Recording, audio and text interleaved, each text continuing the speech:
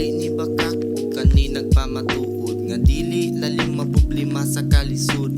Pag-amping ang kinahanglan para makabangon ug kakugi para pagkaugma nay anihon. Makakitag trabaho igo-igo ra pong kwarta, ginagmay nga pagkaon ang mahungit sa babaagi sa kamahal sa mga panaliton ug maoy gadungag sa problema sa kapoblihon. Ang mga pagsuway nga mulabay ayaw kawala sa paglaom, ayaw bigay sa ambisyon nakataya ang pag-asenso ug dala rapot sa pagtawag sa ngalan sa Ginoo. Abrihan ang pultahan sa una-una, paniwala sa kalisod na aray gwapong ugma, mag-agihod man ug panaagis paning kamot. Ang gwapo nga plano puhon ra makabot.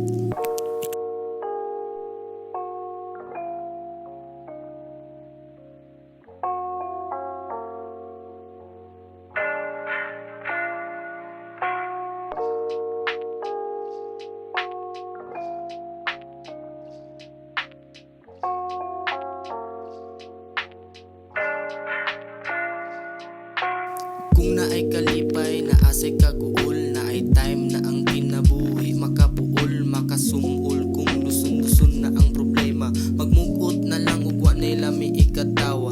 Ang grasya di na mo abot kung magtanga lang ka. Abrihi na imong duha ka mga mata, itimbang-timbang kung unsa ang maayo. Mabuhi man gani nang iro ka na pang tao ug naara sa linya sa palad ng kalampusan. Kung naay kapildian, siyempre pinakataugan. Tuyukan man ang dalan sa kinabuhi, bahalag masamad basta kay magpakabuhi.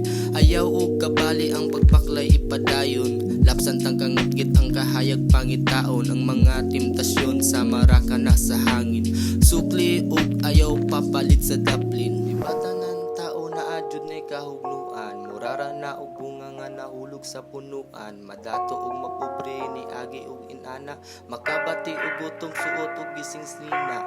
Kay dili jud nato matagan ang atong panahon, dato palagi karon mapobre ra og mapuhon. Usay mailalom, usay maibabaw, dagan pang pagsakripisyo nga dili matiaw-tiaw. Makaingon lang dayon og surrender nako, og maadunahan is iswerte nako.